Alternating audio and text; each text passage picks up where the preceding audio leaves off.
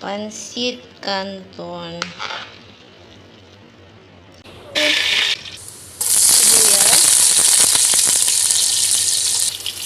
Sunog na yung bawang. Kunting asin.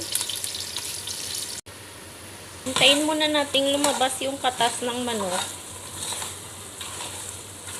bago natin siya lagyan ng tubig. Lagyan ko ng oyster sauce. Nalagyan ko rin ng toyo. Nalagyan ko ng isang bowl na tubig para maluto yung manok. Lagay natin yung carrots at saka sili, capsicum, bell pepper.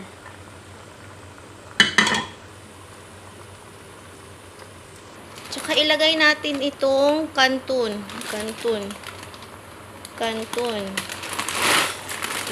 Lahat ibuhos. Ay.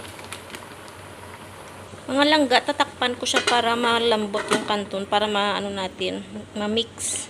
Buksan na natin. Oh, ayan, lumambot na ng konti yung pwede na siya mahalo.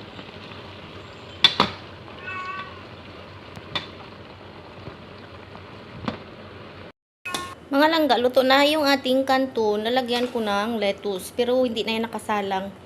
Kasi yung lettuce, mabilis lang yan maluto. Tapos halo-haloin ko siya. Canton with lettuce and carrots and chicken. Luto na ang ating nilutong canton. Pansit Canton.